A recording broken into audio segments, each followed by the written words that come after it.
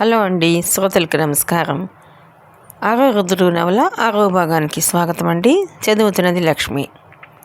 అమీర్పేటలోని ఓ Irani restaurant. సమయం సాయంత్రం 5 గంటలు. ఇరానీ రెస్టారెంట్ పక్కనున్న పాన్ షాప్ దగ్గర నిలబడ్డాడు ఆదిభిక్షు. సరిగ్గా 4:30కి ఆ రెస్టారెంట్ దగ్గరికి ఆదిభిక్షుని రమ్మన్నాడు శత్రుఘ్న. ఎందుకు రమ్మన్నాడో అర్థం కావడం లేదు. ఇక్కడికి ఈ సమయానికి ఎందుకు రమ్మన్నాడు? ఏదైనా క్లూ దొరికిందా? గత వారం రోజుల నుంచి శత్రుఘ్న ఎత్తుగడలేవి అర్థం కావడం లేదు ఆదిభిక్షుకి. ఏదైనా మాస్టర్ ప్లాన్ వేస్తున్నాడా? ఆదిభిక్షు దృష్టి రెస్టారెంట్ ముందు అప్పుడే వచ్చి ఆగిన ఆటో మీద పడింది. ఆలోచించి దిగుతూ, శత్రుఘ్న, ఏంటి సార్, ఏంటిది? జీప్ ఏమైంది? ఎదురుగా వెళ్ళాడు ఆదిభిక్షు. ముందు లోనికి పదండి, మాట్లాడుకుందాం. రెస్టారెంట్లోని ఏసీ రూమ్లోకి నడుస్తూ అన్నాడు శత్రుఘ్న. గత 4 రోజుల నుంచి సిటీలోని కళ్ళు కాంపౌండ్స్ మీద కన్నేసి ఉంచాడు ఆదిభిక్షు. ఆ డ్యూటీ వేసింది శత్రుఘ్నే. ఏ కళ్ళు కాంపౌండ్కి ఎవరెవరు వస్తున్నారు, అనుమానం ఉన్న వ్యక్తుల్ని ఫాలో కావడం, అవసరమైన ఇన్ఫర్మేషన్ ఎప్పటికప్పుడు ఫోన్ ద్వారా తెలియజేయడం ప్రస్తుతం ఆదిభిక్షు డ్యూటీ. అది. ఇవాళ ఏ స్పాట్స్ విజిట్ చేశావు? అడిగాడు శత్రుఘ్న. డిపార్ట్మెంట్లో సీనియారిటీ వల్ల మొదట 2 రోజులు బహువచనంతోనే గౌరవించాడు ఆదిభిక్షుని శత్రుఘ్న. ఆదిభిక్షు అందుకు ఒప్పుకోలేదు. నా వయసు, నా మీద గౌరవం మనసులో ఉంటే చాలు సార్. మన డిపార్ట్మెంట్ ఎలాంటిదో మీకు తెలుసు. సబార్డినేట్గానే నన్ను చూడండి. సుపీరియర్ ఆఫీసర్గా నన్ను మీరు అనొద్దు. నువ్వంటే చాలు అని అలా పిలిస్తేనే నాకు హ్యాపీ. అప్పటి నుంచి ఆదిభిక్షుని మామూలుగానే పిలుస్తున్నాడు శత్రుఘ్న. ధూల్పేట్ సార్.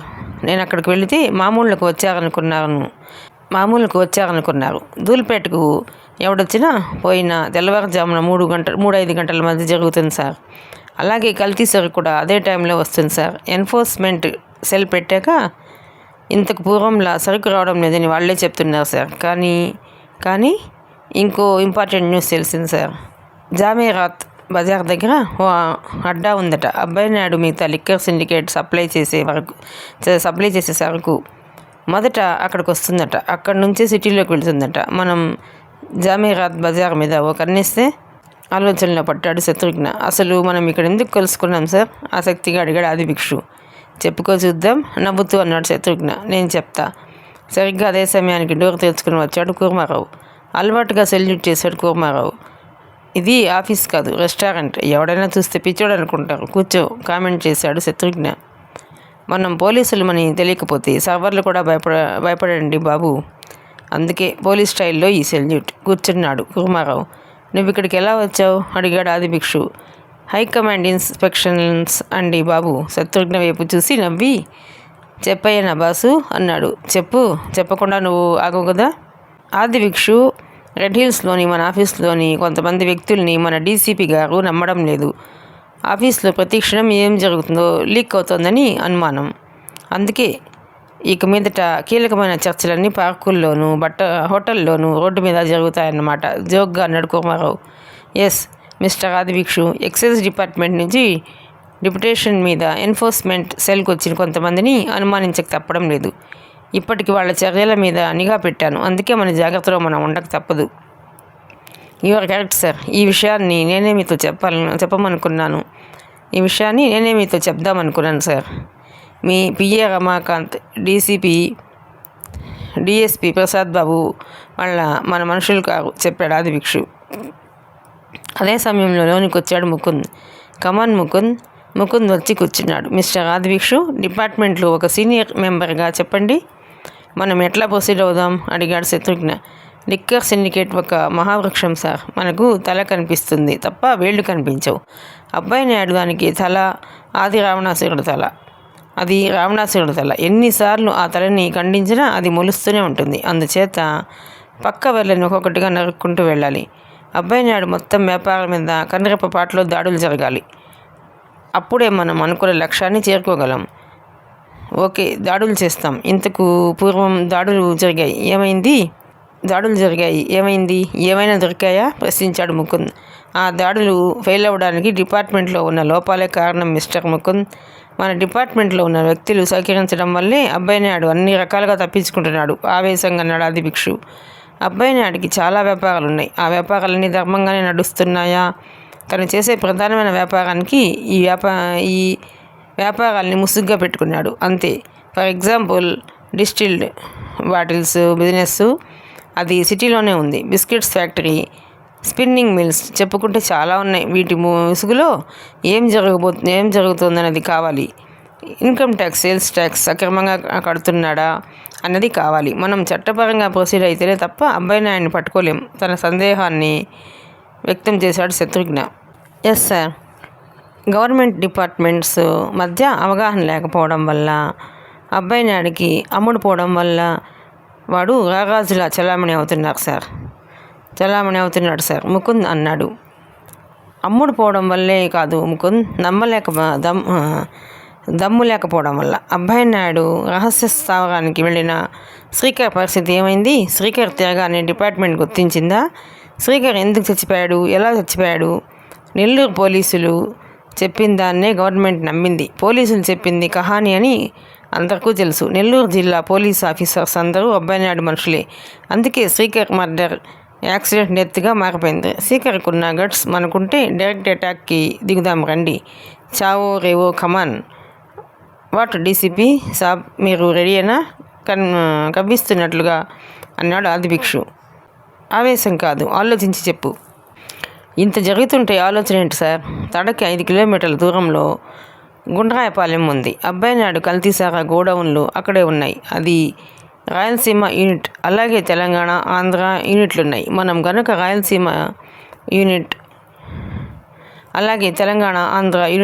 మనం గనుక రాయలసీమ యూనిట్ని అటాక్ చేయగలిగితే సాలోచనగా ఆదిభిక్షు శత్రుఘ్న వైపు చూశాడు. చేయగలిగితే కాదు ఆదిభిక్షు, చేద్దాం వెంటనే అన్నాడు శత్రుఘ్న. అది అనుకున్నంత సులభం కాదు. అదొక మిలిటరీ ప్రొటెక్టెడ్ ఏరియా లాంటిది. మోటార్ వెహికల్స్ మీద మనం అక్కడికి వెళ్ళలేం. ఎందుకంటే ఆ ఊరు చుట్టూ 10 కిలోమీటర్ల పరిధిలో పవర్ఫుల్ ఆర్మ్డ్ సెక్యూరిటీ ఫోర్స్ ఉంటుంది.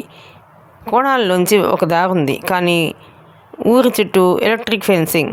ఆ ఏరియా గురించి ఇంతవరకు నాకెవరూ ఎందుకు చెప్పలేదు? కోపంగా ముకుంద్ వైపు చూసి అన్నాడు శత్రుఘ్న. ఆ ఏరియాకి వెళ్ళడం అంటే అబ్బాయి నాయుడిని డైరెక్ట్గా అడ్డుకొనడమే సార్.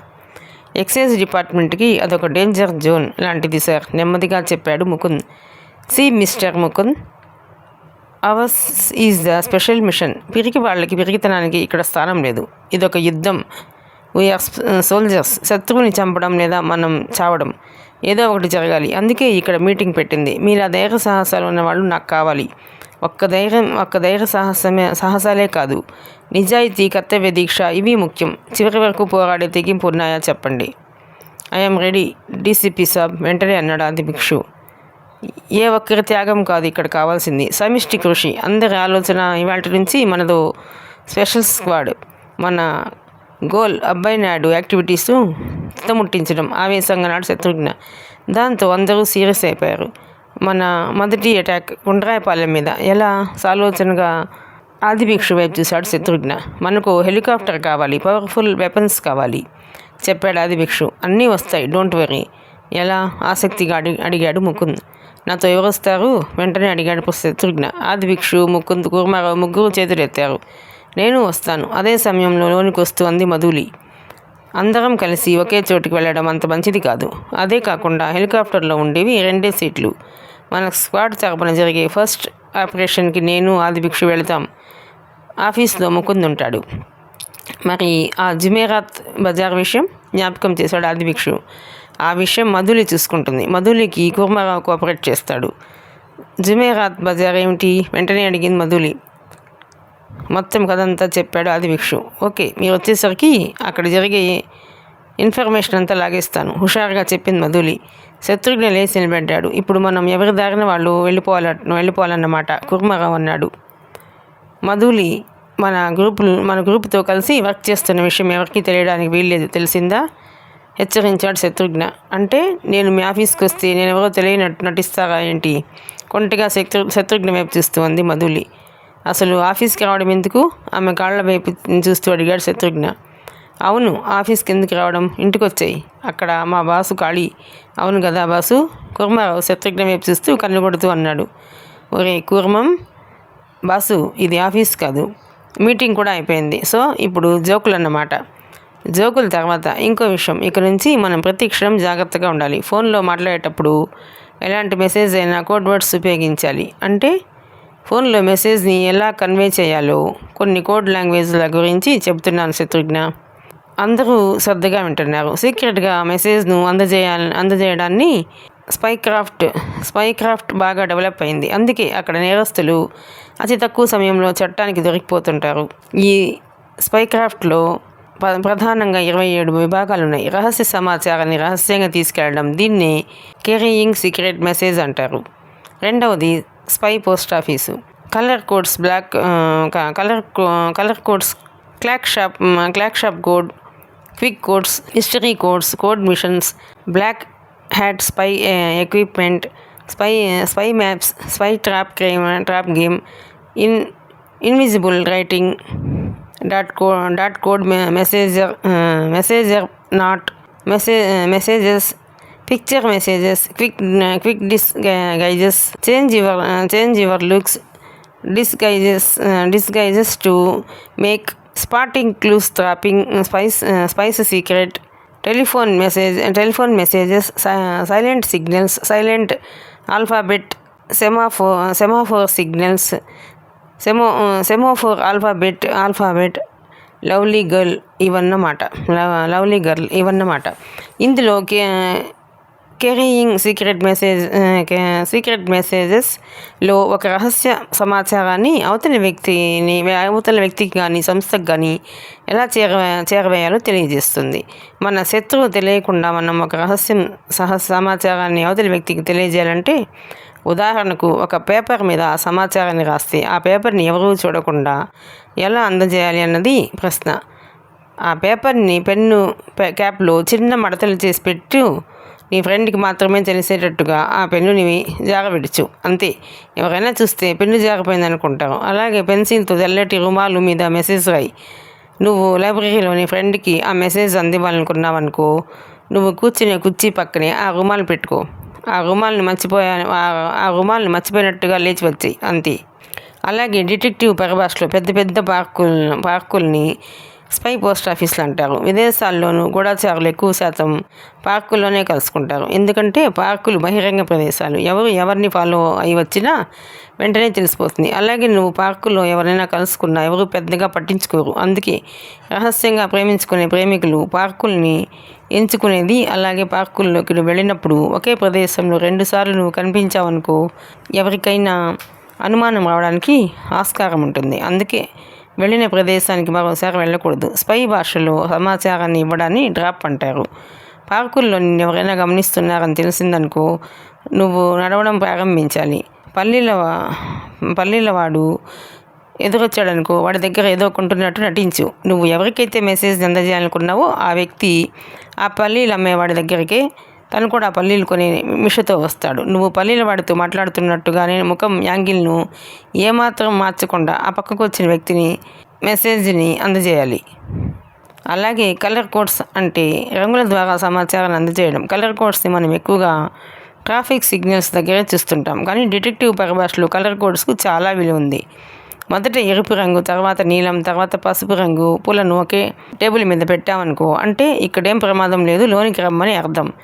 ఎరుపు, పసుపు, నీలం పూలను పెట్టామనుకో, ఇప్పుడు రావద్దు, తర్వాత రమ్మని అర్థం. పసుపు, నీలం, ఎరుపు పెట్టామనుకో, నీ అవసరం ఇవాళ లేదని అర్థం. పసుపు, ఎరుపు, నీలం పూలను పెట్టామనుకో, రహస్యంగా కలుసుకోమని అర్థం. నీలం, ఎరుపు, పసుపు రంగులు వరుసగా ఉన్నాయనుకో, చాలా ప్రమాదం, ఈ ప్రాంతాన్ని వదిలిపోమని అర్థం చెప్పడం ఆపాడు శత్రుఘ్న. ఈ కోడ్స్ గురించి నేను ఎప్పుడు వినలేదు, ఆశ్చర్యంగా అంది మధులి. ఒక్కొక్కరు ఆ రెస్టారెంట్లోంచి బయటకు వచ్చారు. అందరూ వెళ్ళిపోయాకే ఆదిభిక్షితో పాటు బయటకు వచ్చాడు శత్రుఘ్న. సెక్రటరియేట్ సెకండ్ ఫ్లోర్లోకి అడుగుపెట్టాడు శత్రుఘ్న. సీఎం ఛాంబర్ ముందు చాలామంది జనం ఉన్నారు.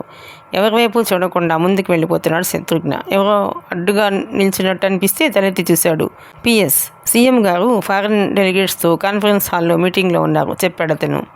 అంటే 1 గంట తర్వాత కానీ మీరు వచ్చిన విషయం కన్వే చేయడానికి కుదరదు, కుండ బద్దలు కొట్టినట్టు చెప్పాడు PS.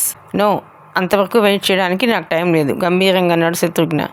లేదు సార్, ఎక్సైజ్ కమిషనర్ గారి గంట నుంచి వెయిట్ చేస్తున్నారు. Very urgent matter. Will you please convey the message that I am waiting. కుదరదు సార్. ఎందుకు కుదరదు? PS ముందున్న ఇంటర్కమ్ తను ముందుకు లాక్కున్నాడు. ఫోన్ చేయొద్దు అన్నట్టుగా తన చేతిని అడ్డు పెట్టాడు PS. You know that I am chief of the particular special mission. Shatrughna నోటి నుంచి కోపంగా వచ్చాయి ఆ మాటలు. I know sir, but we have to follow certain protocols. I know sir, but we have to follow certain protocols. అవునంటారా కాదంటారా? శత్రుఘ్నను ఒప్పించడానికి ప్రయత్నిస్తున్నాడు పిఎస్. ప్రోటోకాల్స్ చికాగ్గా ఉంది. శత్రుఘ్నకు అసహనంగా చేతివాచి వైపు చూసుకున్నాడు. అదే సమయంలో అక్కడ కూర్చున్న జనంలో ఏదో కలకలం వినిపిస్తే తల తిప్పి చూశాడు. సీఎం త్రిభువనేశ్వరి కాన్ఫరెన్స్ హాల్ నుంచి బయటకు వచ్చి పక్కనున్న తన ఛాంబర్లోకి వెళ్ళబోతున్న త్రిభువనేశ్వరి పిఎస్ ఎదురుగా ఉంచిన శత్రుఘ్నను చూసి ఒక అడుగు ముందుకు వేసింది. ఆమెను చూడగానే ఆమె పడుగులు వేశాడు శత్రుఘ్న. అప్పటికే ఆమెతో మాట్లాడడానికి ఎదురు చూస్తున్న ఇద్దరు మినిస్టర్లు ఆమెను చుట్టుముట్టేశారు అనుచరులతో. తనతో ఏదో చెప్పబోతున్న సోషల్ వెల్ఫేర్ మినిస్టర్స్ వైపు ఒకసారి చూసి జస్ట్ ఏ మినిట్ అని శత్రుఘ్న వైపు వచ్చింది ఆవిడ. గుడ్ ఈవినింగ్ మేడం, మీతో అర్జెంటుగా మాట్లాడాలి సెల్యూట్ చేస్తూ అన్నాడు. శత్రుఘ్నను చూసి దాదాపు 10 రోజులైంది. చెప్పండి, వరండాలో ఒక మూలం నడుస్తూ అందామే. తను ఎందుకు వచ్చాడో చెప్పాడు శత్రుఘ్న. తనకు ఏం కావాలో చెప్పాడు శత్రుఘ్న. చీఫ్ సెక్రటరీతో మాట్లాడారా? లేదు మేడం, ఆపరేషన్ని సీక్రెట్గానే చేయాలనుకుంటున్నాను విత్ 1 అసిస్టెంట్. పోలీస్ ఫోర్స్ను ఉపయోగించుకోరా? ప్రస్తుతానికి అవసరం లేదు. ఆ మాటకు ఆశ్చర్యంగా శత్రుఘ్న ముఖంలోకి చూసింది ఆవిడ. గవర్నమెంట్ హెలికాప్టర్ ప్రస్తుతం మిలిటరీ కంట్రోల్లో ఉంది. కెప్టెన్ సతీష్ శర్మ మీకు తెలుసా? తెలియదు మేడం, నేను ఫోన్ చేస్తాను. ముందుకు నడిచింది తన ఛాంబర్లోకి త్రిభువనేశ్వరీదేవి. తనే స్వయంగా ఫోన్ రిసీవర్ అందుకుని కెప్టెన్ సతీష్ శర్మకు ఫోన్ చేసింది. CM Tribhuvaneshwari speaking. మీ దగ్గరకు డీసీపీ శత్రుఘ్నను పంపుతున్నాను. ఆయనకు 3 నిమిషాల తర్వాత ఫోన్ పెట్టేసింది Tribhuvaneshwari. Okay Shatrughna, cantonment navy head క్వార్టర్స్లో ఉంటాడు సతీష్ శర్మ. మీకేం హెల్ప్ కావాలన్నా ఆయన చేస్తాడు చెప్పింది ఆవిడ ఛాంబర్ నుంచి బయటకు వస్తూ. ఇంకో రిక్వెస్ట్ మేడం. చెప్పండి. పోలీస్ కమిషనర్కి ఫోన్ చేయాలి. ఎందుకో చెప్పాడు శత్రుఘ్న. ఓకే, మరేం ప్రశ్నలు వేయలేదు త్రిభువనేశ్వరి. మళ్ళీ వెనక్కు నడిచింది. కమిషనర్తో మాట్లాడి ఫోన్ పెట్టేశాక okay, collect that material from commissioner. గబగబా బయటకు వచ్చింది ఆవిడ. సెల్యూట్ చేసి వెనుతిరిగాడు శత్రుఘ్న. కదం సింహంలా ముందుకెళ్ళిపోతున్న శత్రుఘ్న వైపు గురుగా చూశాడు పిఎస్. శత్రుఘ్న కనపడగానే సీఎం అతనికి అంత ప్రిఫరెన్స్ ఎందుకు ఇచ్చిందో అర్థం కావడం లేదు పిఎం అరవింద్కు.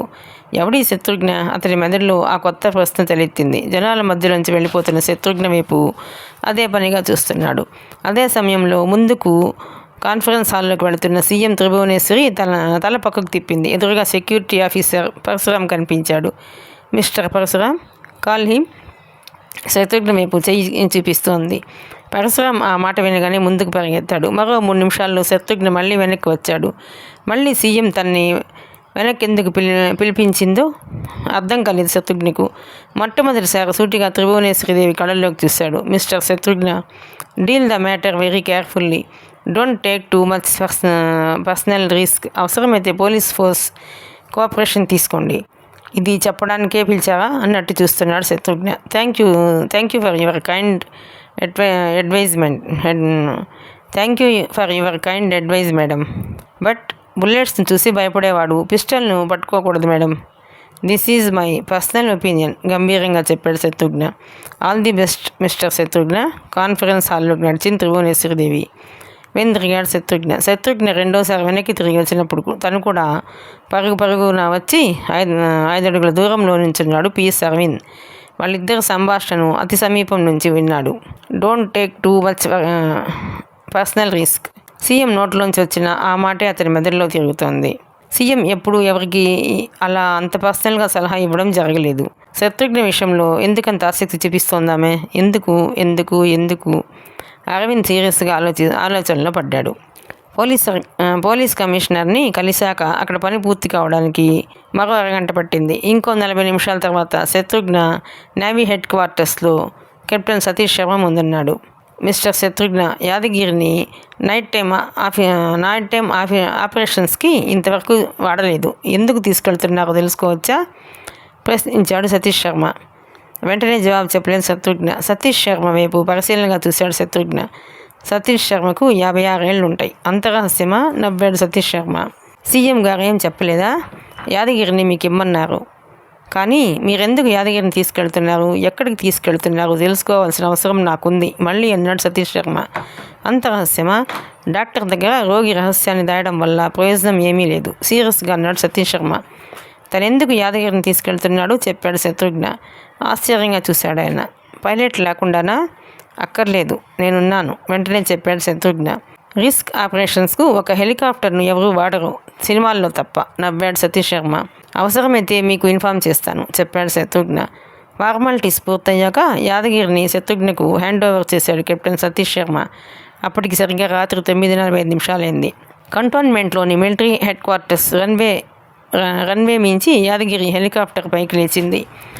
ఆ హెలికాప్టర్లో శత్రుఘ్నతో పాటు ఆదిభిక్షు కూడా ఉన్నాడు. ఆకాశంలోకి పైకి పోతోంది హెలికాప్టర్. గోల్కొండ, చార్మినార్, హైకోర్టు భవనాలు వింతగా కనిపిస్తున్నాయి. గుండ్రాయపాలెం మున్సిపాలిటీ రికార్డుల్లో ఒక పల్లెటూరు, కానీ అబ్బాయి నాయుడు రికార్డుల్లో కాదు. దూరం నుంచి చూస్తే అదొక చిన్న టౌన్షిప్లా కనిపిస్తుంది. హై పవర్ ఎలక్ట్రిసిటీ ఫెన్సింగ్ మాటున 24 hours సెక్యూరిటీ విజిలెన్స్ మాటున అక్కడేం జరుగుతుందో ఎవరికీ తెలియదు. 4 వైపులా 4 ఎత్తైన బిల్డింగ్లు. ఆ బిల్డింగుల పైన రాత్రిని పట్టపగల్లా మార్చి హై వోల్టేజ్ సెర్చ్ లైట్లు. ఆ సెర్చ్ లైట్ల వెలుగులో మిషన్ గన్లతో పహరా కాసే సెక్యూరిటీ మ్యాన్. ఎక్కడ ఏమాత్రం అనుమానం వచ్చినా సెర్చ్ లైట్ల దగ్గర ఉండే సెక్యూరిటీ మ్యాన్ స్పెషల్ హారన్ మోగిస్తారు. శత్రువులను ఎదుర్కోవడానికి నిరంతరం అప్రమత్తంగా ఉండే స్పెషల్ ఫోర్స్ మినీ వ్యాన్లలో బయలుదేరుతుంది. ఆ ప్రదేశం మీద ఇప్పటి వరకు యుద్ధం ప్రకటించిన వాడు లేడు. అబ్బాయి నాయుడు ప్రాణాల్లో అదొక ప్రాణం లాంటిది. అదొక ఐలాండ్. ఆ ఐలాండ్లోకి ఇప్పటి వరకు వెళ్ళి చూసొచ్చిన వాడు లేడు. చీకట్లో హెలికాప్టర్ ఇవ్వన దూసుకుపోతుంది. Police commissioner powerful blasting material ఇచ్చినంత మాత్రాన, పవర్ఫుల్ బాంబులున్నంత మాత్రాన మనం గెలుస్తామని అనుకోకూడదు డీసీపీ సాబ్. అకస్మాత్తుగా ఆదిభిక్షు అలా ఎందుకు అన్నాడో అర్థం కాలేదు శత్రుఘ్నకు. ఏం? గుండ్రాయపాలెనికి 5 kilometers దూరంలో మనం ఉండగానే ఏదో ఒక హెలికాప్టర్ తమ వైపు వస్తుందన్న విషయం వాళ్ళకి తెలిసిపోతుంది. ఈ సమయంలో ఆ పర్టికులర్ ఏరియాపై నుంచి మనం వెళ్ళడం కష్టం, కోరి కష్టాలు తెచ్చుకోవడమే సలహా ఇచ్చాడు ఆదిభిక్షు. మరి హెలికాప్టర్ని దూరంగా ల్యాండ్ చేసి వెళ్తే ఎలా వెళతాం? శత్రుఘ్న ప్రశ్నకు ఆదిభిక్షు దగ్గర జవాబు లేదు. ఆదిభిక్షు చెప్పిన పాయింట్ గురించి సీరియస్గా ఆలోచిస్తున్నాడు శత్రుఘ్న. తనతో తెచ్చుకున్న మ్యాప్ని తీసి పెన్ టార్చ్ వెలుగులో చూస్తున్నాడు. గుండ్రాయపాలెనికి దాదాపు 25 kilometers దూరంలో చెరువు ఉంది. ఆ చెరువు నాయుడుపేట దగ్గర ప్రారంభమై తడ మీదుగా గుండ్రాయపాలెన్ని దాటుకుని మద్రాసు సముద్రంలో కలుస్తుంది. కాటమరాయుడు చెరువు. హెలికాప్టర్ నెల్లూరు జిల్లాలోకి ప్రవేశించింది. బైనాక్యులర్స్ నుంచి అంతా చీకటి ముద్దలా కనిపిస్తోంది. 20 నిమిషాలు గడిచాయి. కాటమరాయుడు చెరువు ప్రాంతం దగ్గర అవుతోంది. అక్కడక్కడ మిణుకుమంటున్న దీపాలు. విశాలమైన బంజరు భూమికి ఆనుకుని ఉంది కాటమరాయుడు చెరువు. కల్వర్టులు, కొండలు, తాటితోపు, ఆ తర్వాత బంజరు భూమి. హెలికాప్టర్ని ఇక్కడ ల్యాండ్ చేద్దాం తను అనుకుంటున్నట్టుగా అన్నాడు శత్రుఘ్న.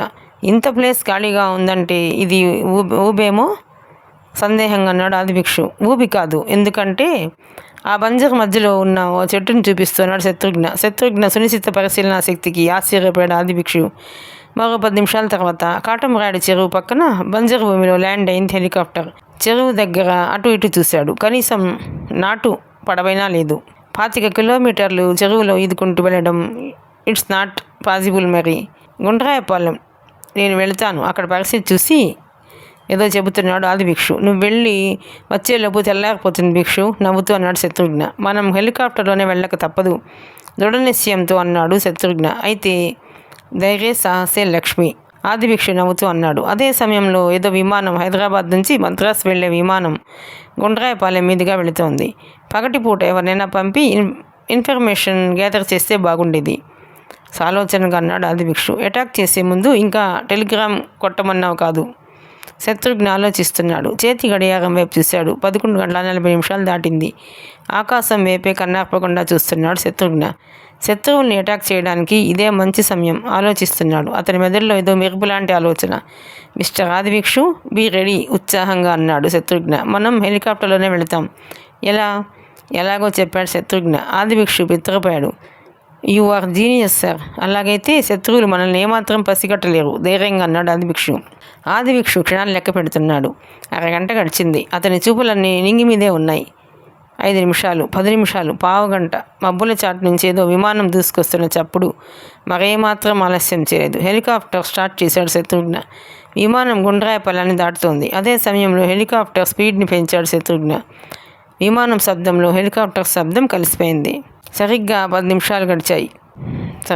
సరిగ్గా గుండ్రాయపాలెంలోని అబ్బాయి నాయుడు స్థావరానికి 5,000 అడుగుల పైన మబ్బుల చాటున గింగిళ్ళు కొడుతోంది హెలికాప్టర్. గెట్ రెడీ ఆది భిక్షు, ఏమాత్రం ఆలస్యం చేయకూడదు హెచ్చరించాడు శత్రుఘ్న. నేను రెడీగానే ఉన్నాను సార్. చేతిలోని పవర్ఫుల్ బ్లాస్టింగ్ మెటీరియల్ వైపు పక్కనున్న బాంబుల వైపు చూస్తూ అన్నాడు ఆది భిక్షు. హెలికాప్టర్ నెమ్మదిగా కిందకు దిగుతోంది. Electric iron fencing, security staff quarters, powerful weapon store room వరుసగా అన్నీ దాటాక 5 ఎకరాల నేల, ఓపెన్ ప్లేస్. బయటకు అది ఓపెన్ ప్లేస్ మాత్రమే, కానీ అది అబ్బాయి నాయుడు కల్తీ లిక్కర్ బ్యాంక్. ఆ ఓపెన్ ప్లేస్లో ప్రతి 5 అడుగుల దూరంలో నేల మాళిగాల్లో లిక్కర్ బ్యారల్స్ ఉన్నాయి. ఆ బ్యారల్స్ ఖరీదు సుమారు 30-40 కోట్లు. మహారాష్ట్ర, మధ్యప్రదేశ్, ఒరిస్సాలకు లిక్కర్ సప్లై ఇక్కడి నుంచే జరుగుతుంది.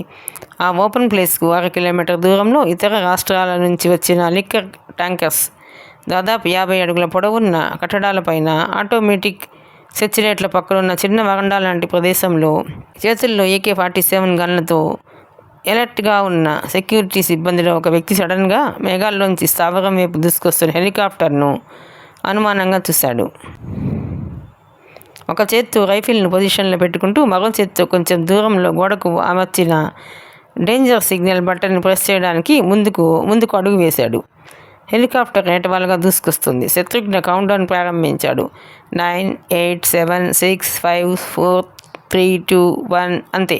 4 సెర్చిలైట్ల వైపు బాంబుల్ని విసిరాడు Adibhikshu. Shatrughna high power explosive మెటీరియల్స్ను వరుసగా విసురుకుంటూ పోతున్నాడు. ఏమైందో తెలియదు. శిబిరంలో హాహాకారాలు మొదలయ్యాయి. బాంబుల దాడికి భూమిలోకి లిక్కర్ బ్యారల్స్ ఎగిరి నీళ్ల బాంబుల్లా బళ్ళమని పగులుతున్నాయి. మరో క్షణంలో నిప్పుల మంటలు పైకి లేస్తున్నాయి. సెర్చిలైట్లు, security staff, buildings, liquor barrels, weapons, godown, లారీలు, వాహనాలు, మనుషుల హాహాకారాలు, చీకట్లు, అగ్నితాండవం. అబ్బాయి నాయుడు మనుషులకు ఏమైందో తెలిసేసరికి, శత్రువుల దాడి అని తెలిసేసరికే శిబిరం మండుతున్న అగ్నిగోళంలా ఉంది. సెక్యూరిటీ స్టాఫ్ తెప్పరిల్లేసరికి హెలికాప్టర్ ఆ ప్రాంతానికి 20 కిలోమీటర్ల దూరంలో ఉంది. విజయోత్సాహంతో అరుస్తున్నాడు హెలికాప్టర్లోని Adi Bhikshu. Sir, victory is ours. Abbayi Naidu ఈ దెబ్బతో అబ్బా అనాలి. తల తిప్పి మండుతున్న మంటల్ని చూసిన శత్రుఘ్న కళ్ళల్లో రావణ కష్టంలా రగులుతున్న శిబిరంలోని వెలుగులు ప్రతిఫలిస్తున్నాయి. హాహాకారాలు వినిపిస్తున్నాయి. చీకట్లో హెలికాప్టర్ పెద్ద సైజు తూనీగలా దూసుకుపోతోంది. అదే సమయంలో తన హెడ్ క్వార్టర్స్లో ఫోన్ మోగింది. ఫోన్ రిసీవర్ చేసుకున్న శ్రీరాములు నాయుడు తన మీదే బాంబు పడ్డవాడిలా అయిపోయాడు. హెలికాప్టర్తో దాడి చేశారా? మొత్తం ధ్వంసమైపోయిందా? సెక్యూరిటీ ఏమైంది? మన పవర్ఫుల్ వెపన్స్ అంతా 10 నిమిషాల్లో జరిగిపోయింది సార్. మన వాళ్ళు ఎంతమంది చచ్చిపోయారో ఇంకా తెలియదు సార్. బాంబు దాడిలో ట్రాన్స్మిటర్ ధ్వంసమైపోయింది సార్. మొత్తం బ్లాక్అవుట్ సార్. శ్రీరాములు నాయుడు మెదడు బ్లాక్అవుట్ అయిపోయింది. పరుగున అబ్బాయి నాయుడు బిల్డింగ్ వైపు పరిగెత్తాడు వగర్చుకుంటూ. ఏంటట? నైట్ గౌన్ సర్దుకుంటూ హాల్లోకి వచ్చాడు అబ్బాయి నాయుడు. చెప్పాడు శ్రీరాములు నాయుడు. ఇది ఆ శత్రుఘ్నగాడి పనే, వాడిని బతకనివ్వను ఆవేశంగా అన్నాడు శ్రీరాములు నాయుడు.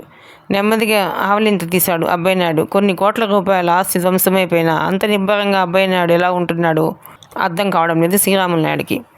ఆయనకేదో అనుమానంగా ఉంది బావా. ఆ శత్రుఘ్నగాడికి ఇంత గుండె ధైర్యం ఎక్కడి నుంచి వచ్చిందనుకున్నావు? సీఎంని దించేయి, ఇటు వీడిని లేపేస్తాను. అంతేనా? నవ్వాడు అబ్బాయి నాయుడు. చూడు శ్రీరాములు, మనకి ఈ సీఎంలు, ఈ శత్రుఘ్నులు ముఖ్యం కాదు. గత 30 ఏళ్ల నుంచి సీఎంలు లేరా? శత్రుఘ్నులు లేరా? ఏవయ్యారు వాళ్ళంతా? మనకు మన వ్యాపారం ముఖ్యం. నువ్వేం చేయాలో తర్వాత చెప్తాను. ముందు గుండ్రాయపాలెం వెళ్ళు. అక్కడేం జరిగిందో ఎవరికీ తెలియకూడదు. పేపర్లలో అస్సలు రాకూడదు. అది ముఖ్యం. అర్థమైందా? అర్థమైంది చికాగ్గా అన్నాడు శ్రీరాములు నాయుడు. అతనికి ఇప్పుడు అర్జెంటుగా హైదరాబాద్ వెళ్ళి శత్రుఘ్నను నామరూపాలు లేకుండా చేసేయాలని ఉంది.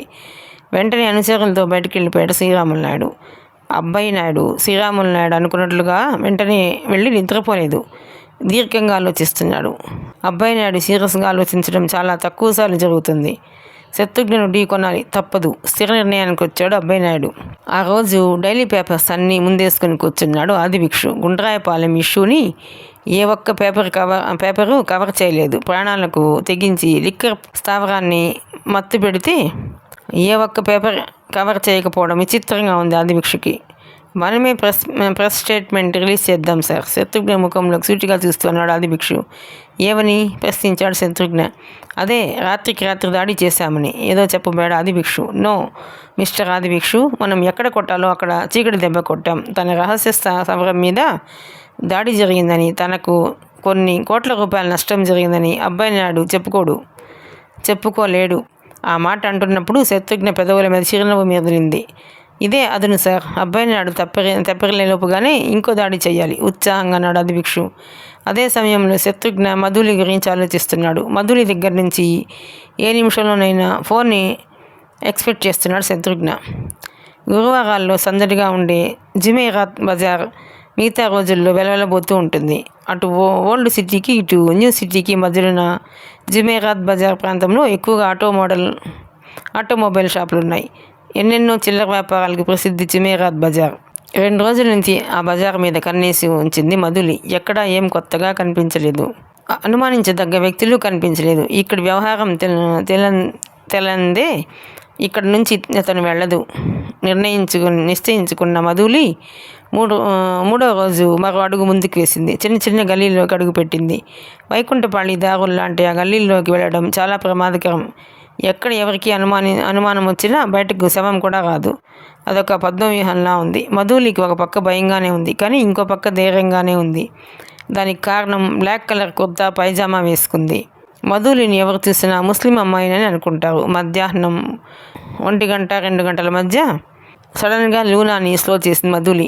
ఇండికేటర్ వైపు చూసింది. 5 కిలోమీటర్ల లోనకు వచ్చేసింది తను. అక్కడికి ఇళ్ళు మాయమైపోయాయి. దూరంగా మూసీ నది, ఆ పక్క రైల్వే ట్రాక్. ఆ రైల్వే ట్రాక్కి కొంచెం దూరంలో ఏదో పాటుపడ్డ పాతకాలం నాటి నిజాం బిల్డింగ్. ఆ బిల్డింగ్ వెనక నల్లటి కొండలు. వెనక్కి తిరగబోతూ ఆ బిల్డింగ్ మెయిన్ గేట్ వైపు చూసింది మధులి. లోన్ నుంచి బయటకు వచ్చిన ఏదో ట్రక్ రైలు కట్టకు ఆనుకుని ఉన్న రూట్లో నేరుగా వెళ్ళిపోతుంది. గేట్లోంచి బయటకు వస్తున్న ట్రక్. మధులి మెదడు చురుగ్గా పనిచేస్తుంది. లూనాని చెట్టు చాటున పెట్టి లూనాకి తగిలించిన హ్యాండ్ బ్యాగ్ని తీసుకుని చెట్ల మధ్యలోంచి కొండల వెనక్కి పరిగెత్తేది మధులి. కొండలపైకి చేరడానికి 15 గంట పట్టింది. ఓ పక్క ఎండ, మరో పక్క చెమట. ఆ కొండపై నుంచి ఆ పాతకాలపు బిల్డింగ్లో జరిగేదంతా స్పష్టంగా కనిపిస్తోంది. 2 ఎకరాల ప్రదేశంలో ఓ 10 ట్రక్కులు వరుసగా ఆగి ఉన్నాయి. కొంతమంది ట్రక్కుల్లోని డ్రమ్ముల్ని కిందకు దించుతున్నారు, కొంతమంది వాటిని లోనికి తీసుకెళ్తున్నారు. అక్కడ జరుగుతున్నది ఏమిటో వెంటనే అర్థమైపోయింది మధులికి. 2 అంతస్తుల బిల్డింగ్లో ఫస్ట్ ఫ్లోర్ వరండా మీద అటు ఇటు తిరుగుతున్న మనుషులు అస్పష్టంగా కనిపిస్తున్నారు. తన భుజానికి ఉన్న హ్యాండ్ బ్యాగ్ను కిందకు దించి 4 వైపులా చూసింది. ఎక్కడా ఎవరూ లేరు. మరేమాత్రం ఆలస్యం చేయలేదు మధులి. హ్యాండ్ బ్యాగ్లో ఉన్న వీడియో కెమెరాను బయటికి తీసింది. VHS ఎంటీ క్యాసెట్ను ఇన్సర్ట్ చేసి కెమెరాను ఆన్ చేసింది. వీడియో కెమెరా పనిచేయడం ప్రారంభించింది. ఆ బిల్డింగ్ మెయిన్ గేట్ దగ్గర నుంచి ట్రక్కుల నుంచి దిగుతున్న డ్రమ్ముల్ని తీసుకెళ్తున్న వ్యక్తులు, వాళ్ళు మాట్లాడుకుంటున్న పెదవుల కదలికలు అన్నిటినీ వీడియో కెమెరా పిక్చరైజ్ చేస్తూ ఫస్ట్ ఫ్లోర్లో ఆ చివర 2 వ్యక్తులు నిలబడి మాట్లాడుకుంటున్నారు. అదే సమయంలో లోన ఫోన్ మోగడంతో లోనికి వెళ్ళి 3 నిమిషాల తర్వాత మళ్ళీ బయటకు వచ్చి అక్కడ నిల్చున్న వ్యక్తితో కంగారుగా ఏదో చెప్తున్నాడు. దానికి ఆ వ్యక్తి ఏదో బదిలిస్తున్నాడు. తన వెనక ఏదో చప్పుడు కావడంతో భయంగా తల తిప్పి చూసింది మధులి. మేత మేస్తున్న గేదె. తను వచ్చిన పని అయిపోయింది. వీడియో కెమెరా ఆన్ చేసి క్యాసెట్ను తీసి కవర్లో పెట్టుకుని మళ్ళీ ఆ కెమెరాను జాగ్రత్తగా హ్యాండ్ బ్యాగ్లో సర్దేసి నలువైపులా నిశ్చితంగా చూస్తూ కొండపై నుంచి కిందకి దిగింది. పొలాల గట్ల వెంబడి పరిగెత్తి లూనా దగ్గరికి వచ్చింది. లూనాని తీసుకుంది ఉత్సాహంగా. లూనాని స్టార్ట్ చేసింది మధులి. మరో 25 నిమిషాల తర్వాత జుమేరాత్ బజార్ ఏరియాలోంచి బయటపడింది మధులి. సంతృప్తిగా నిట్టూర్పు విడిచింది ఆమె. నారాయణగూడ ఏరియాలోని ఓ ప్రైవేట్ వీడియో స్టూడియో. 2 చిన్న గదులు, క్యాసెట్స్ను ప్లే చేశాడు ఆపరేటర్. అదేదో మూకీ సినిమాలా ఉంది తప్ప ఏం అర్థం కావడం లేదు. ఇక్కడ నుంచి ఇల్లిసిట్ లిక్కర్ ట్విన్ సిటీస్కు సప్లై అవుతుందా అని ఇవేవో మిల్క్ డిస్ట్రిబ్యూషన్ వ్యాన్స్లా ఉన్నాయి సార్, ఆదిభిక్షు అన్నాడు. పాల సరఫరా రహస్యంగా ఊరి శివార్ల నుంచి జరపడం నాకేదో నమ్మశక్యంగా లేదు సార్. తను పడిన శ్రమ వృధా అయిపోతుందేమోనన్న బాధతో అంది మధులి. శత్రుఘ్న దృష్టి పర్టికులర్గా ఫ్లోర్లో ఫస్ట్ ఫ్లోర్లో మాట్లాడుకుంటున్నా ఇద్దరు వ్యక్తుల మీదే ఉంది. ఫోన్ రావడం, ఒక వ్యక్తి లోనికి వెళ్ళడం, కంగారుగా మళ్ళీ బయటకు రావడం, ఇందులో ఏదో ఉంది. మధులి వైపు చూస్తూ అన్నాడు. వాళ్ళేం మాట్లాడుకుంటున్నారో తెలిస్తే ఆది భిక్షు అనుమానం వ్యక్తం చేయకముందే ఆ విషయం గురించి ఆలోచిస్తున్నాడు శత్రుఘ్న. స్టూడియోలోంచి బయటకు వచ్చాడు శత్రుఘ్న. ఆది భిక్షు, నువ్వు ఆఫీస్కి వెళ్ళు, నేను 1 గంటలో వస్తాను. జీప్ ఎక్కుతూ అన్నాడు శత్రుఘ్న. మీరు జీప్ ఎక్కండి, మధులి వైపు చూస్తూ అన్నాడు శత్రుఘ్న. మరి నా లూనా? నేను తీసుకుంటానండి, మీరు వెళ్ళండి. ఆది భిక్షు లూనా తీసుకున్నాడు. శత్రుఘ్న జీప్ డ్రైవ్ చేస్తున్నాడు. పక్కన కూర్చుంది మధులి. మీ పక్కన కూర్చుంటే వెచ్చగా ఉంది సార్, శత్రుఘ్న ముఖంలోకి చూస్తూ అంది మధులి. రెస్ట్ లేకుండా తిప్పడం వల్ల జీప్ వేడెక్కింది, అందువల్ల వెచ్చగా ఉంది. గేర్ మార్చుతూ సీరియస్గా అన్నాడు శత్రుఘ్న. మీకే భాషలో చెప్తే అర్థమవుతుందో ఏమో, ఊరగంట చూస్తూ అంది మధులి. ఏం చెప్పాలో చెబితే ఏ భాషలో చెప్పాలో చెప్తాను. అందమైన ఆడపిల్ల పక్కన తిరుగుతుంటే ఎవరూ లేనప్పుడైనా ఓ జోక్ వేయాలనిపించిందా మీకు? జోకుల వల్ల ఏంటి ఉపయోగం? క్యాజువల్గా అన్నాడు శత్రుఘ్న. ఆ మాటని ఇంకో రకంగా అర్థం చేసుకుంది మధులి. ఏకంగా ప్రాక్టికల్స్ మొదలెట్టేద్దామన్న ఉద్దేశం. ప్రాక్టికల్స్ అంటే? అడిగాడు శత్రుఘ్న. ఎలా చెప్పాలో తటపటాయిస్తుంది మధులి. జీపు రామంత్పూర్ పబ్లిక్ స్కూల్ దాటింది, కుడివైపు తిరిగింది. మధులి ఏదో చెప్పబోయేటంతలో జీపుకి బ్రేక్ వేశాడు శత్రుఘ్న. ఎదురుగా ఉన్న రెడ్ బిల్డింగ్ ముందున్న బోర్డు వైపు చూశాడు. డిపార్ట్మెంట్ ఆఫ్ ఫోరెన్సిక్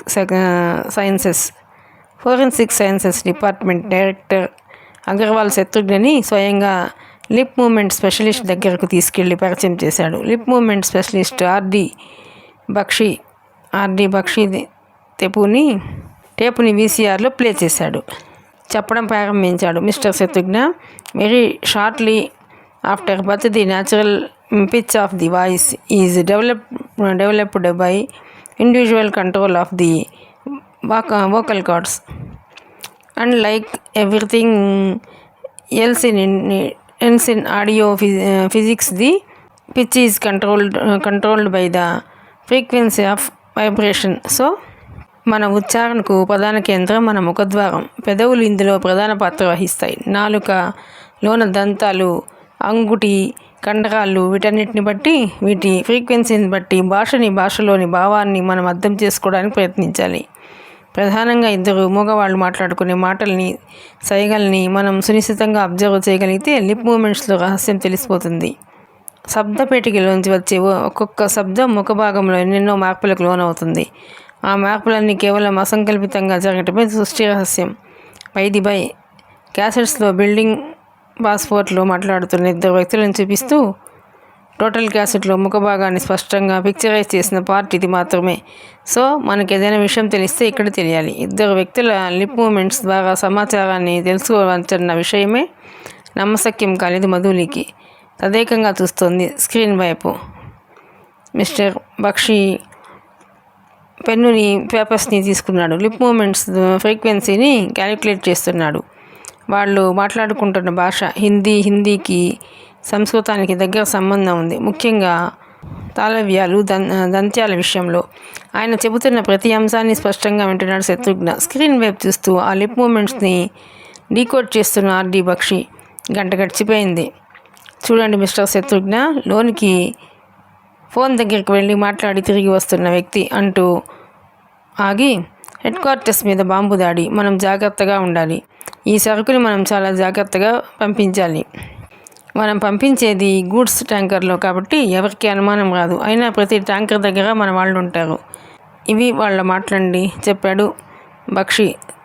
పిక్చర్లో కనిపిస్తున్న రైలు పట్టాల వైపు, బిల్డింగ్ వైపు చూస్తున్నాడు శత్రుఘ్న. అంటే వాళ్ళు దేన్నో అక్రమంగా గూడ్స్ ట్రైన్లో తరలించడానికి ప్లాన్ చేస్తున్నారు చెప్పి రిలాక్స్ అయ్యాడు బక్షి. విషయం మొత్తం అర్థమైపోయింది శత్రుఘ్నకు. ఎప్పుడో తెలుసా? డేస్ తెలియడానికి వాళ్ళు క్యాలెండర్ భాషలో మాట్లాడుకోగా నవ్వాడు బక్షి. మరో 5 నిమిషాల తర్వాత ఫోరెన్సిక్ ల్యాబొరేటరీ నుంచి బయటకు వచ్చి జీప్ ఎక్కాడు Shatrughna. Miss Madhuli, congratulations, you did a good job. సిటీలోని అదొక రహస్య స్థావరం. ఇక్కడ నుంచి వాళ్ళు గూడ్స్ ట్రైన్ ద్వారా ట్యాంకర్లో లిక్కర్ని సప్లై చేస్తున్నారన్నమాట. గూడ్స్ ట్యాంకర్ల ద్వారా లిక్కర్ ట్రాన్స్పోర్టా? How is it possible? ఆశ్చర్యంగా ప్రశ్నించింది మధులి. అదే నాకు అర్థం కావడం లేదు, సాలోచనగా అన్నాడు శత్రుఘ్న. ఒక రాష్ట్రం నుంచి ఇంకో రాష్ట్రానికి గూడ్స్ ట్యాంకర్స్ ద్వారా వాటర్ సప్లై చేయడం తను విన్నాడు. లిక్కర్ సరఫరా, అందులోనూ కల్తీ లిక్కర్ సరఫరా చాలా ఆశ్చర్యంగా ఉంది శత్రుఘ్నకు. ఏమాత్రం ఆలస్యం చేయలేదు Shatrughna. Southern railways chief general మేనేజర్ని కలిశాడు. ఆ మాటలకు ఆయన మరింత ఆశ్చర్యపోయాడు. No mister Shatrughna, goods train ద్వారా కల్తీ లిక్కర్ ట్రాన్స్పోర్టా? మీరు పొరపాటు పడి ఉంటారు. అలాంటిది ఏ పరిస్థితుల్లోనూ సాధ్యం కాదు. ఇంతవరకు అలాంటి అక్రమ చర్యలు జరుగుతున్నట్టు నా నోటీసులకు రాలేదు కన్ఫర్మ్డ్గా అన్నాడు ఆయన. నో సార్, మూసీ నది దక్షిణ ప్రాంతంలోనున్న రైల్వే లైన్ ద్వారా కల్తీ లిక్కర్ ట్రాన్స్పోర్ట్ జరుగుతున్నట్టు మాకు సమాచారం వచ్చింది. శత్రుఘ్న చెప్పిన మాట విని నవ్వాడు జీఎం. అప్పటికప్పుడు 2-3 ఆఫీసర్లను పిలిపించాడు.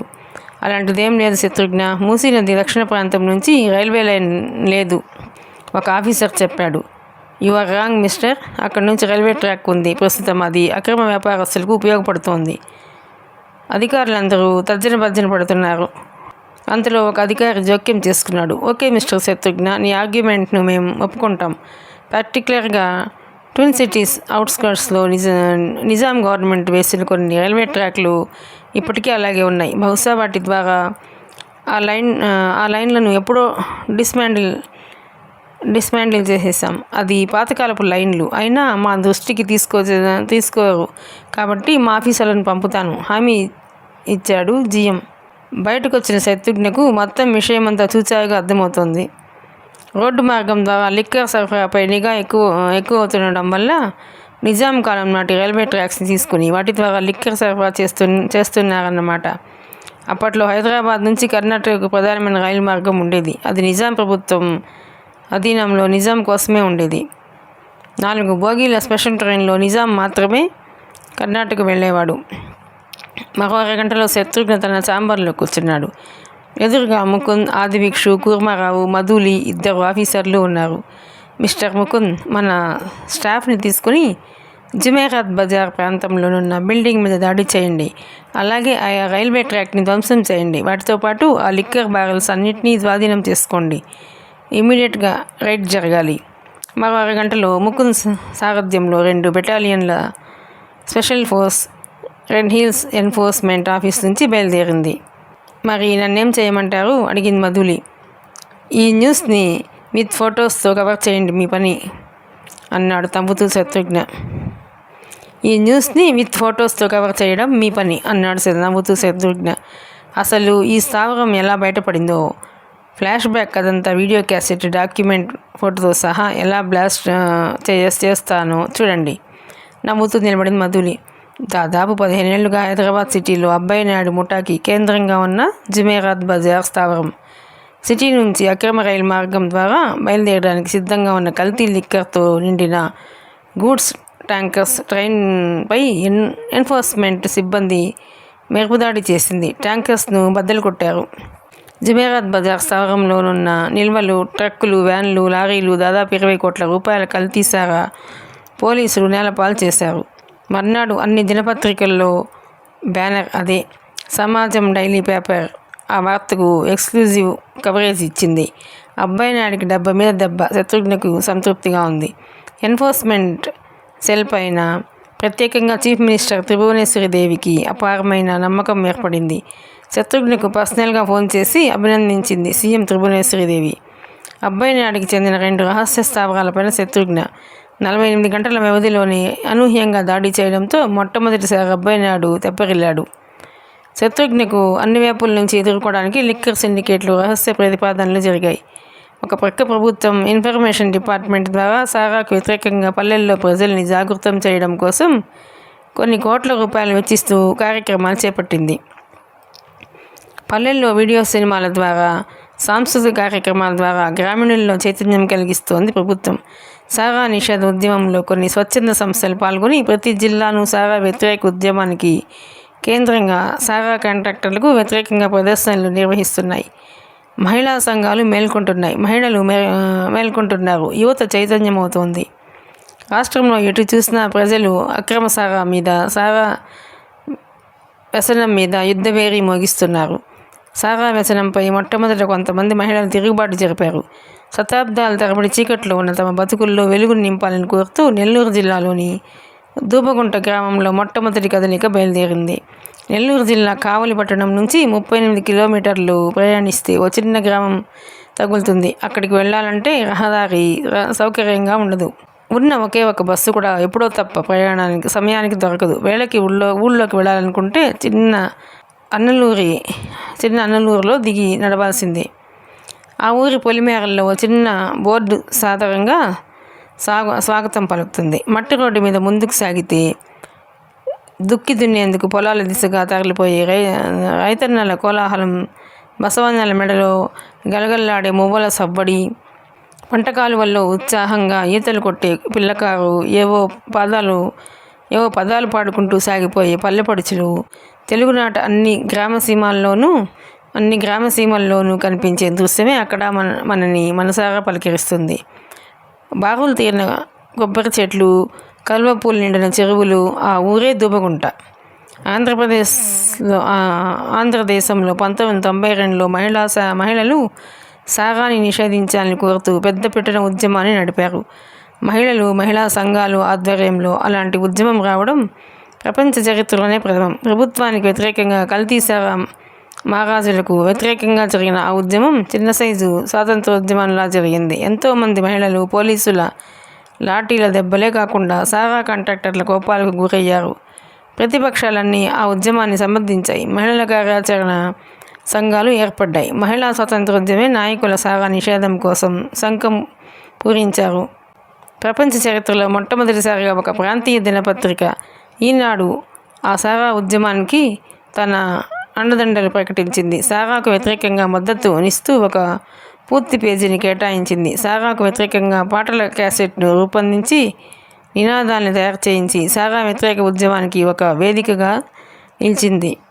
అప్పటి ముఖ్యమంత్రి నేదురుమల్లి జనార్దన్ రెడ్డి హయాంలో ప్రారంభమైన సారా ఉద్యమం కొత్త ముఖ్యమంత్రి కోట్ల విజయభాస్కర్ రెడ్డి పదవిలోకి వచ్చాక సారాను నిషేధిస్తామని ప్రకటన చేయడం, అందుకు ముహూర్తంగా అక్టోబర్ 1ని పెట్టడంతో మహిళల సారా ఉద్యమం ఆగిపోయింది. మహోద్ధృతంగా జంజా నిలయధ్యానంలా సాగిన సారా ఉద్యమం మొట్టమొదట నెల్లూరు జిల్లా దూబగుంటలో ప్రారంభమైంది. సారా నిషేధ చరిత్రలో మహాద్భుత ప్రేరణకు సంకేతంగా నిలిచిన దూబగుంట.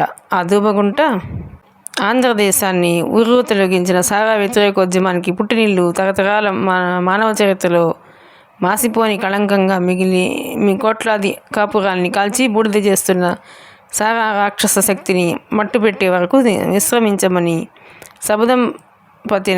శబదం పనిన వీరనారీమణుల జన్మభూమి.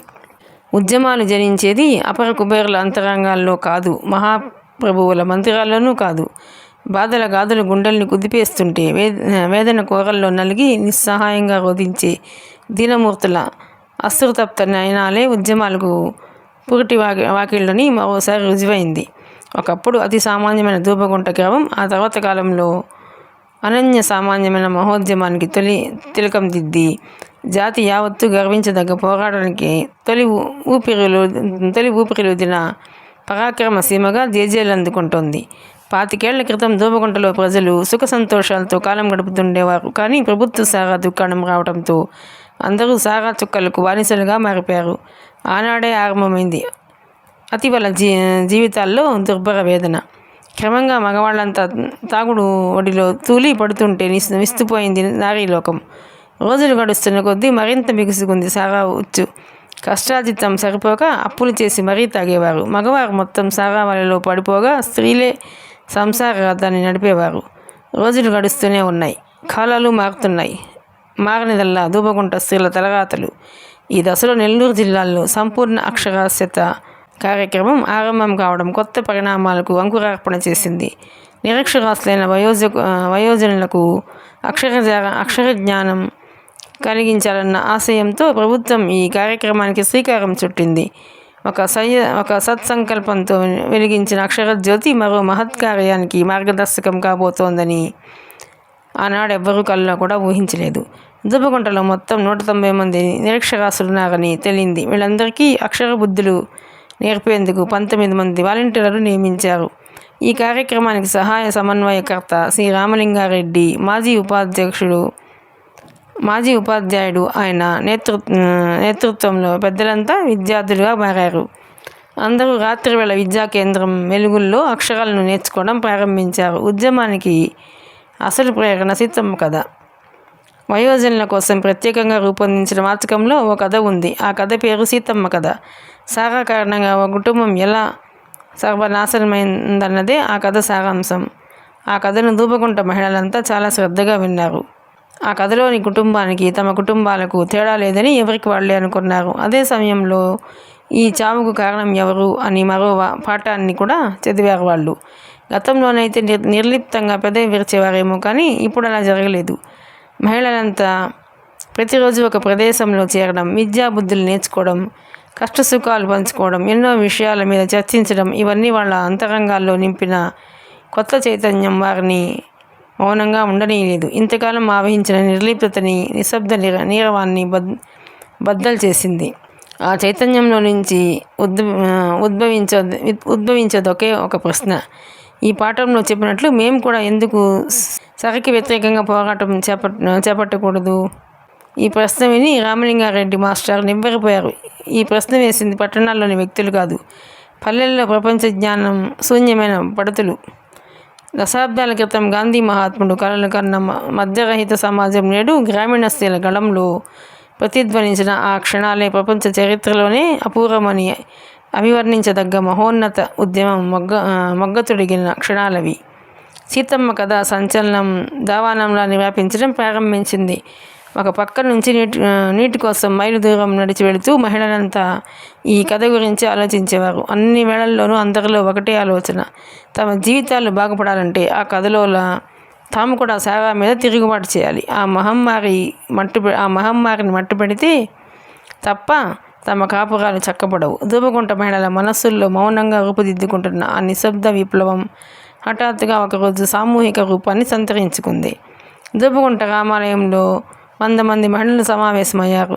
ఎలాగైనా సారా రాక్షసిని పారద్రోలాలని నిర్ణయించుకున్నారు. ఎవరికి వారు పోరాటాన్ని తమ ఇళ్ల నుంచే ప్రారంభించాలని నిర్ణయించుకున్నారు. ఆ మర్నాడు దూపగుంటలోని ప్రతి మగవాడు నిర్ఘాంతపోయిన రోజు. ఏ ఇంట చూసినా ఇల్లాళ్ల ప్రార్థనలు, నివేదనలే. బ్రతిమలాడే వారొకరు, నిదానంగా చెప్పేవారొకరు, తీవ్రంగా హెచ్చరించేవారొకరు. తీరు మారిన స్వరం ఒక్కటే, పదాలు వేరైన భావం ఒక్కటే. ఈ రోజు నుంచి మీరు కళ్ళు సారా తాగడానికి వీల్లేదు. మరి మొండి మగవాళ్ళైతే వాళ్ళ భార్యలు సారా తాగనంత వరకు తమని తాకడానికి వీల్లేదని అల్టిమేటం కూడా ఇచ్చేశారు. గ్రామంలో స్త్రీలంతా కలిసికట్టుగా చేసిన తిరుగుబాటు మగవాళ్ళని ఆశ్చర్యంలో ముంచెత్తి వేసింది. కలవరంతో వాళ్ళంతా ఒక చోట సమావేశం కావాల్సిన పరిస్థితి ఏర్పడింది. తర్జన భర్జనలు సాగాయి. తీవ్ర వాదోపవాదాలు జరిగాయి. చివరికి స్త్రీ శక్తి ముందు పురుషాహంకారం తలవంచక తప్పలేదు. మహిళా ఉద్యమానికి మద్దతు ఇస్తామని మగవాళ్ళు మాట ఇచ్చారు. ఆ తర్వాత మరి వెనుతిరిగి చూడలేదు. దూపగుంట వీరనారీమణులు ఆ మర్నాడు మహాసంగ్రామానికి శంఖం పూరించారు. తెల్లవారే సమయానికి కొంగు బిగించి మైలు దూరం నడిచి ఊరి పొలిమేరల్లో మోహరించారు. వాళ్ళకి నాయకురాలు 60 సంవత్సరాల రోసమ్మ. వయసు పైబడిన పోరాట పటిమ తగ్గని ధీమంతురాలు. కొద్దిసేపటికి అటువైపు కళ్ళు బండి వచ్చింది. ఆ క్షణంలో అందరూ దాన్ని చుట్టుముట్టేశారు. హఠాత్తుగా ఎదురైన ఈ ప్రతిఘటనకు అదిరిపోయాడు బండివాడు. అందులో ఉన్న కళ్ళునంతా పారబోయాల్సిందేమోనని పట్టుబట్టారు. నష్టపరిహారం తామే ఇస్తామని తల రూపాయి బయటకు తీశారు. ఈ సమిష్టి సమర తేజానికి తట్టుకోలేక పరుగు తీశాడు కళ్ళు వ్యాపారి. అంతే, ఎన్నో ఏళ్లుగా ఊరిని పీడిస్తున్న కళ్ళు వ్యాపారానికి శాశ్వతంగా చెల్లు చీటీ పడిపోయింది. మరో 10 నిమిషాలు గడిచాయి. మహిళలను ఎంతో ఉద్వేగంగా ఎదురు చూస్తున్నారు. సారాతో జీప్ వచ్చింది. స్త్రీలంతా జీపును అష్టదిగ్బంధనం చేశారు, హెచ్చరికలు చేశారు. ఆ చైతన్యం చూసి తోక ముడిచాడు జీపు డ్రైవర్. కానీ సారా పాటలో గెలిచిన కాంట్రాక్టర్ అంతటితో ఊరుకోలేదు. పోలీసు బలగాన్ని వెంటబెట్టుకుని మరీ వచ్చాడు. అయినా స్త్రీ శక్తి అదరలేదు.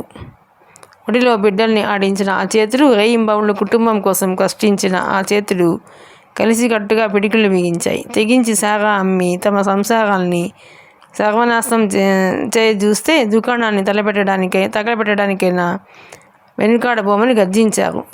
జాగృత మహిళా లోకం ముందు సారా బాబులు ఓటమి పాలుకాక తప్పలేదు.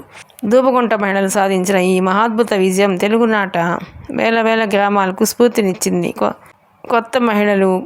కోస్తా మహిళలు కదం తొక్కారు. తెలంగాణ వీర నారీమణులు విజృంభించారు. రాయలసీమ సబలలు పౌరుషాగ్నులు ప్రదర్శించారు. ఫలితంగా తెలుగుదేశం నలుమూలల సారా ఉద్యమం చిన్న ప్రవాహంలా మొదలై సముద్ర తరంగంలా మారింది. విధి లేక ఎట్టకేలకు ప్రభుత్వం సారా మీద నిషేధం విధించింది. నిషేధం శాశ్వతమేనా ఏమో, మన దేశ రాజకీయ నాయకుల్ని అస్సలు నమ్మకూడదు.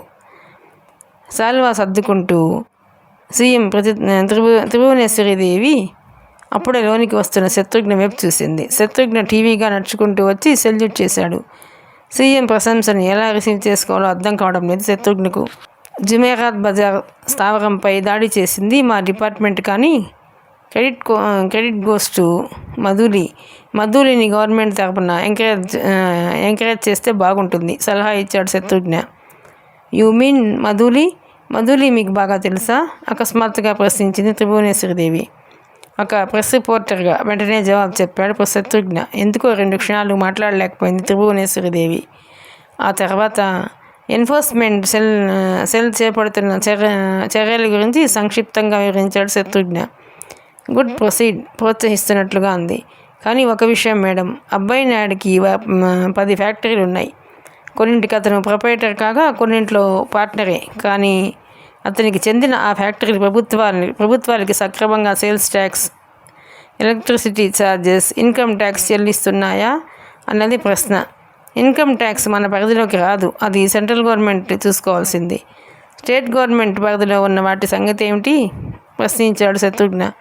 మీ ఉద్దేశం ఏమిటో చెప్పండి. ఎడం చేయి చూపుడు వేలుతో అప్రయత్నంగా కనుబొమ్మల మీద రాసుకుంటూ అడిగింది త్రిభువనేశ్వరి. ఈ విషయంపై సీక్రెట్గా ఎంక్వైరీ చేస్తే బాగుంటుందని నా opinion. Good idea, but Shatrughna ఆమె కళ్ళ వైపే సూటిగా చూస్తున్నాడు. ఆ ఎంక్వైరీ మీరే చేస్తే బాగుంటుంది. I will talk to concern officials. నేనా? ఆశ్చర్యంగా ప్రశ్నించాడు శత్రుఘ్న. చీఫ్ మినిస్టర్ త్రిభువనేశ్వరీదేవి అవునన్నట్లుగా తలూపింది. బెంగళూరు విండ్సర్ మేనర్ హోటల్ విశాలమైన స్విమ్మింగ్ పూల్లో గంటసేపు రిలాక్స్ అయ్యి ఒడ్డుకొచ్చి ఈజీ చైర్లో కూర్చున్నాడు అబ్బాయి నాయుడు. పక్కనున్న అసిస్టెంట్ సిగార్ టిన్ అందించాడు. అందులోంచి ఓ సిగార్ తీసుకుని 2 పెదవుల మధ్య ఆనించాడు. పక్కనే నిలబడి అతని వైపే తదేకంగా చూస్తున్న అగ్గిపుల్ల లాంటి పిల్ల.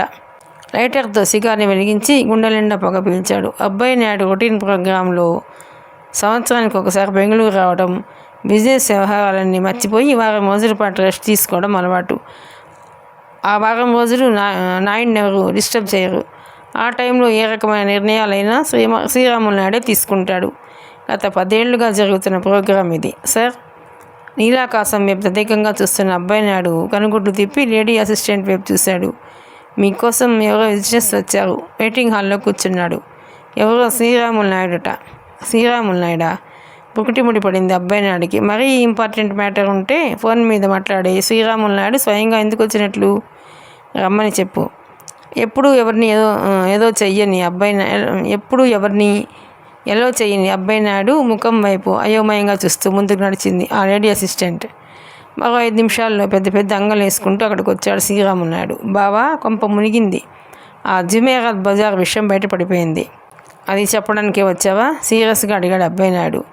పేపర్లలో పెద్ద పెద్ద ఫోటోలతో వేశారు. లక్షల సరుకుని పోలీసులు నేలమట్టం చేసేశారు.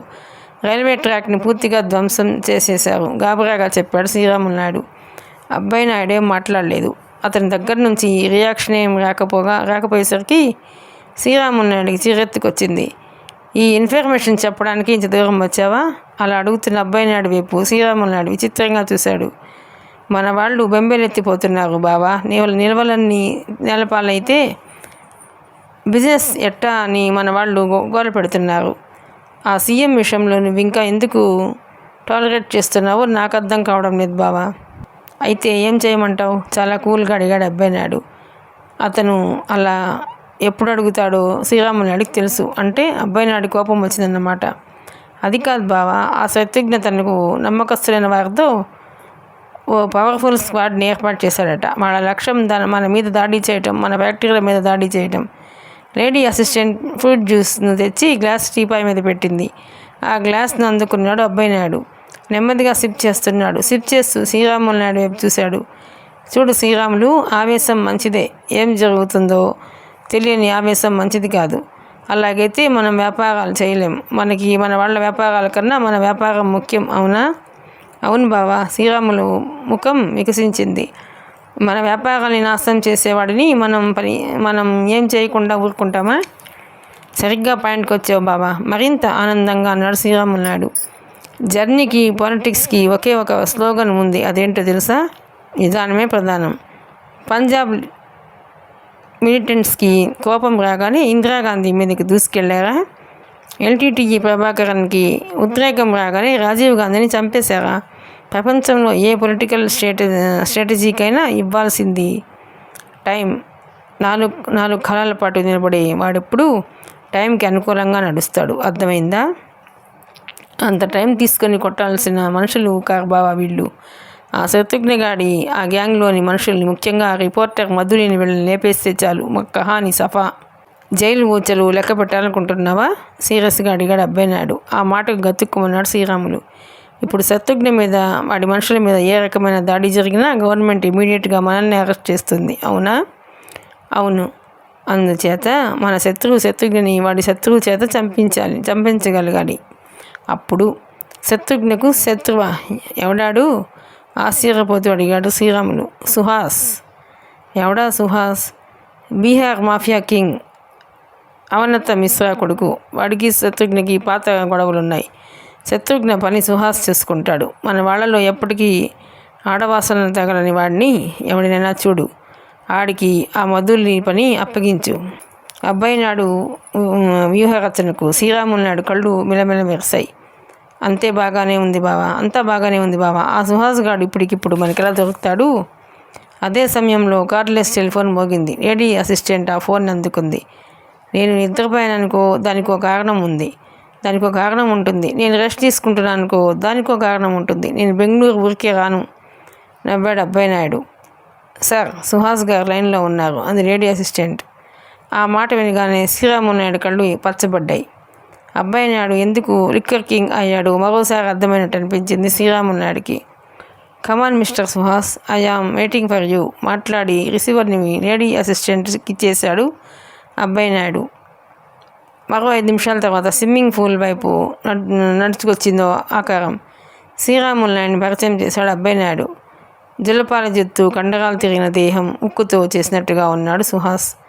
మీ ఆంధ్రలో మూమెంట్స్ అన్నీ చాలా స్లోగా నడుస్తాయని నాకు ఇవాళ తెలిసింది. టీవీగా సిగరెట్ కాలుస్తున్నాడు సుహాస్. ఏం? ఆ శత్రుఘ్న హైదరాబాద్లో లేడు.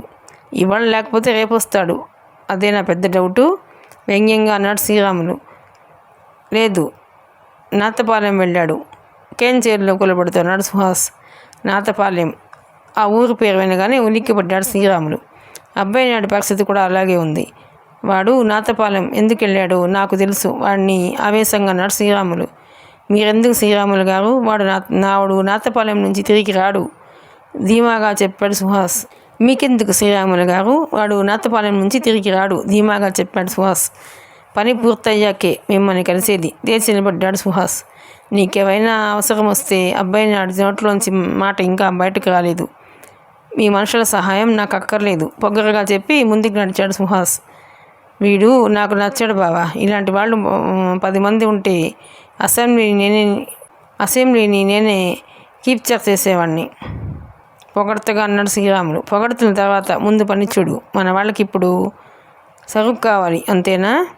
అంతే బావా. మన దగ్గర కానీ మన వాళ్ళ దగ్గర కానీ ఉన్న సరుకు జరగడం లేదు. ఎంత రహస్యంగా సారా కాసినా ఎన్ఫోర్స్మెంట్ వాళ్ళు మన మీద పడుతున్నారు. ఈ పరిస్థితుల్లో బయట నుంచి సరుకు తెప్పించి రాష్ట్రాన్ని ముంచెయ్యాలా? అధికార యంత్రాంగం ఊపిరాడక గిలగిల్లాడిపోవాలి. మన దెబ్బ సీఎంకి తెలియాలా? అయితే ఒకటే మార్గం, కార్డ్లెస్ టెలిఫోన్ అందుకుంటూ అన్నాడు అబ్బాయి నాయుడు. ఏమిటా మార్గం? ప్రశ్నించాడు శ్రీరాములు. బసవరాజప్ప, చెప్పాడు అబ్బాయి నాయుడు. బసవరాజప్ప పేరు వినగానే శ్రీరాములు నాయుడు హుషారుగా విజులు వేశాడు. బీదర్ వెళ్ళు, రాజప్పను కలు, రాష్ట్రాన్ని సారాతో ముంచెత్తి, సారాలో మునిగిపోయిన రాష్ట్రాన్ని చూడ్డానికి హెలికాప్టర్లో వస్తాను, జోక్ వేశాడు అబ్బాయి నాయుడు. బావా ఇక చూసుకో త్రిభువనేశ్వరీదేవి వ్యూహాన్ని ఎలా దెబ్బ కొడతాను ఆవేశంగా అన్నాడు శ్రీరాములు నాయుడు. చూడు శ్రీరాములు, ఆవేశమే వద్దన్నాను. రాజప్పని కలిసి నువ్వు నాతపాలెం వెళ్ళు అన్నాడు అబ్బాయినాయుడు.